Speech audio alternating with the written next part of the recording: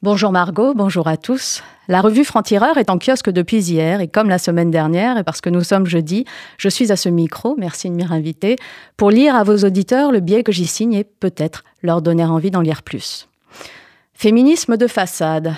Marine Le Pen veut faire de l'endométriose une affection de longue durée. Elle rêve surtout de provoquer un consensus qui validerait sa banalisation par un féminisme de façade. C'est oublier que l'adhésion générale à l'existence d'un problème n'entraîne pas ipso facto la pertinence de toute solution proposée. En d'autres termes, ça n'est pas parce que le RN veut faire un coup politique en s'appropriant un combat dont personne ne peut nier la pertinence qu'il ne faut pas questionner ses intentions. L'endométriose touche environ une femme sur 10 en âge de procréer. C'est une maladie difficilement diagnostiquée, caractérisée par des douleurs indicibles au moment des règles et de graves problèmes de fertilité. Pour le RN, c'est surtout l'opportunité de recueillir, calcule-t-il, l'assentiment général qui lui manque.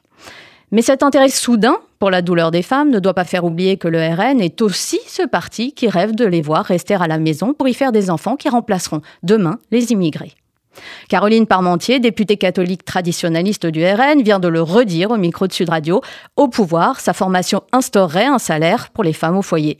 Une politique conservatrice et régressive, donc, et très peu féministe.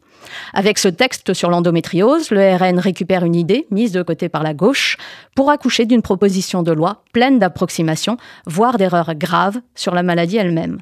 L'inscription au nombre des affections longue durée est une fausse solution qui tape à côté. Car c'est le dépistage qui doit progresser.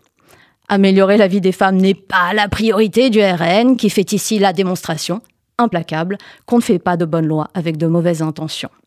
Margot, nos auditeurs, vous pourrez lire ce billet dans la revue Franc-Tireur en kiosque depuis hier. Vous y lirez ce billet, mais aussi le franc-parler de Caroline Fourest sur la propension de LFI à voir des fascistes partout, puisque tous ceux qui ne partagent pas leurs outrances sont des nazis pour ce parti.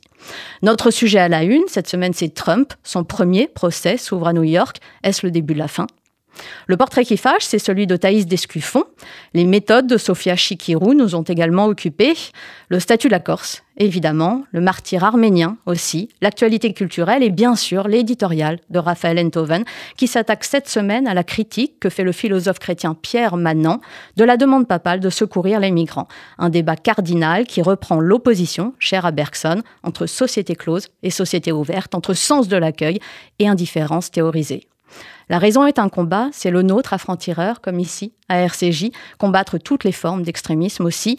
Lisez-nous, rejoignez ce combat et la lutte pour que la nuance survive dans un monde qui n'a de cesse de se radicaliser. Bonne journée à tous.